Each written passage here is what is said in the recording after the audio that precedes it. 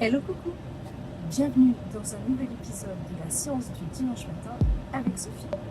Aujourd'hui, je vous ai préparé quelques petites expériences avec l'eau. Voici une bouteille de 500 ml de laquelle j'ai bu un petit peu pour qu'il y ait une petite bulle d'air. La bulle d'air que vous voyez ici est pour l'instant au milieu. On va voir comment on peut la faire bouger cette bulle. Pour commencer, j'ai envie de faire comme sur Terre, de mettre la bulle d'air en haut, au niveau du bouchon. Allez, c'est parti. Pour ça, j'utilise la force centrifuge. L'eau qui est plus lourde que l'air va aller à l'extrémité du grand rond que je suis en train de dessiner, c'est-à-dire au niveau du fond de la bouteille. Et quand je fais ça, comme l'air est plus léger, et bien l'air, il est au niveau du bouchon. Voyons voir si ça a marché. Et voilà, l'air est au niveau du bouchon.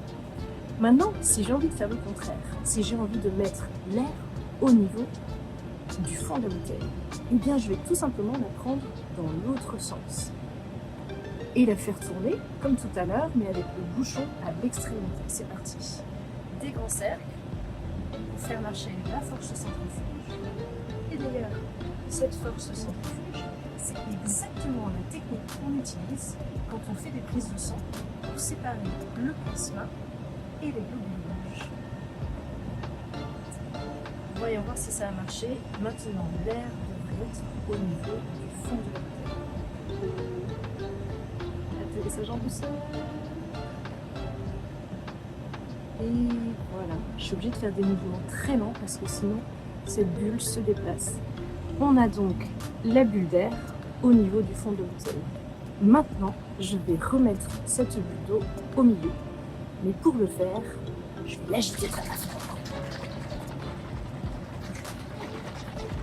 Toutes ces petites bulles vont très vite se retrouver et se regrouper ensemble au milieu de la bouteille. Je crois que vous me voyez à travers, non? Et cette bulle, eh bien, elle reste au milieu. Il n'y a aucune raison qu'elle aille ni en haut ni en bas parce qu'on est en micro-pesanteur. Voyons voir maintenant si je fais tourner la bouteille sur elle-même.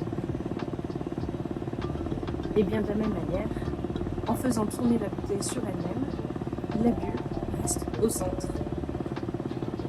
C'est pas chouette la science?